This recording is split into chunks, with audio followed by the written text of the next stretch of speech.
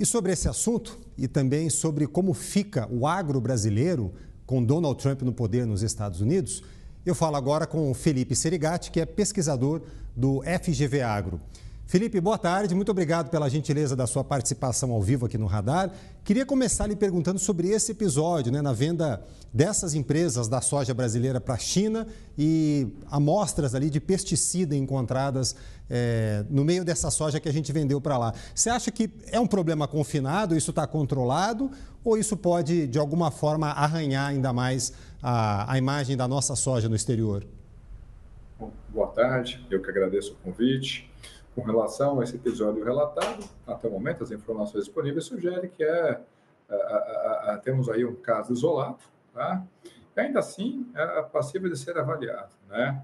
De qualquer forma, demais exportações, demais embarques estão todos mantidos, e aí, como a própria reportagem já comentou, né, em termos de preço, em termos de volume embarcado, tudo permanece como antes.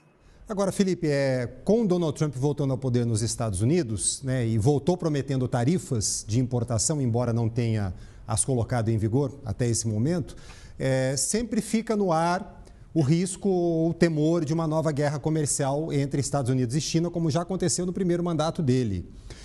Hoje no agro, trabalha-se com essa perspectiva de que essa guerra comercial venha de fato? Pois é, então vamos lá. Com relação ao Donald Trump, a gente tem um enorme ponto de interrogação, né? E a gente tem visto até mesmo isso nos preços dos ativos do mercado. Vamos lá.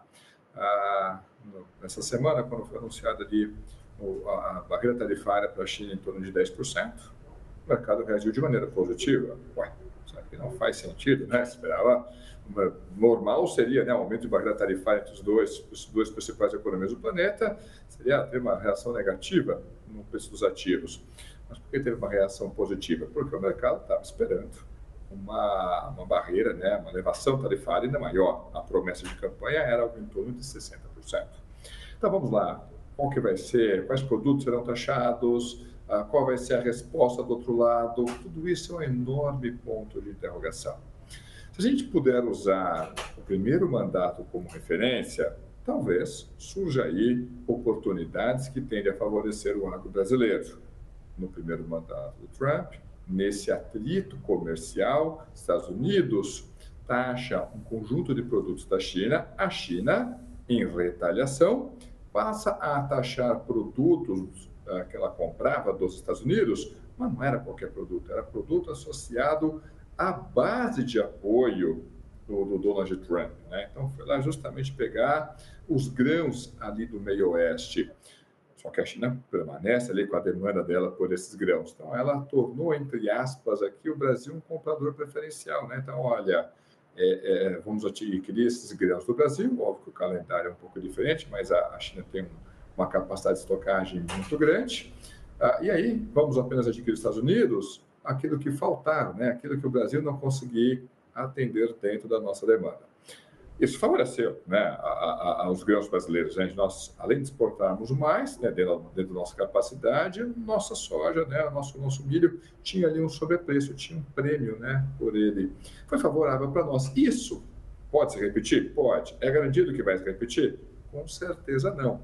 Temos um enorme ponto de interrogação. O que está claro, na minha opinião, é que o agronegócio norte-americano é que vai sair perdendo, porque assim como é um mercado conectado com as cadeias globais de suprimento, Estados Unidos, se quiser colocar essas barreiras comerciais à importação, isso vai encarecer produtos ali, insumos agropecuários, própria produção dele. O resultado disso é que no mercado internacional eles ficarão menos competitivos. Alguém vai dizer, mas no mercado interno eles vão ficar mais competitivos, mas eles são, em produtos agropecuários, assim como nós, exportadores líquidos, né? Então, o grande questionamento é como é que você vai lidar com o excedente ali existente. E essa imposição de barreira comercial em produtos associados ao universo agro para o agronegócio norte-americano, na verdade, tende a ser ruim, mas era uma promessa que estava presente ali na campanha. Nesse ano a gente tem uma expectativa, uma previsão de safra recorde para a soja aqui no Brasil. Ou seja, se essa janela de oportunidade se abrir, né, de vender mais soja para a China, a gente vai estar preparado, podemos dizer assim? Olha, em termos de volume, provavelmente sim, né? Mas jamais podemos esquecer que os chineses são excelentes compradores, tá? E aí, estou dizendo, não sempre porque eles compram volume, não é isso, não. Sabem negociar muito bem, tá? Então, na perspectiva de que um outro lado possa ter alguma condição mais favorável, super natural a gente já vê os chineses tentando antecipar com alguns movimentos, mesmo que sejam movimentos pouco ortodoxos, tá? Mas o fato é, a gente está com uma projeção de safra recorde na soja, uma safra bem grande, mesmo tendo alguma quebra, ainda há espaço para ter uma safra recorde, e o que torna ali mais preocupante, né, é que uma fração relevante dessa safra ainda não foi comercializada. Imagina todo aquele grande conjunto de compradores indo ao mercado tentando ofertar o seu produto todo ao mesmo tempo. Isso gera uma pressão baixista sobre o preço, mas não é só isso, né? O pessoal que talvez não vai lembrar, mas a gente teve um período de seca ali, meio ruinzinho, né, no segundo semestre, foi justamente no início da safra. Então, o plantio demorou, tá? Assim que veio ali, né, aquele volume mais expressivo de chuva, todo mundo saiu correndo para plantar ao mesmo tempo, ou seja, a gente vai ter uma colheita concentrada numa janela muito estreita. Isso também pressiona os canais logísticos, ou seja, e ainda mais numa safra recorde, né? Então temos ali um desafio grande. Em outras palavras, né, em termos de situações de mercado, eu acho que nós temos um desafio grande para os produtores brasileiros. Temos volume para atender essa demanda chinesa? Sem dúvida alguma. A pergunta é, a que preço será que nós vamos conseguir colocar esse produto? De repente, uma situação comercial que gere um prêmio para a soja brasileira seria uma boa notícia nesse momento? Sem dúvida alguma. Mas, gente, não podemos contar com isso, hein? Contar com isso seria se expor ao risco de forma desnecessária.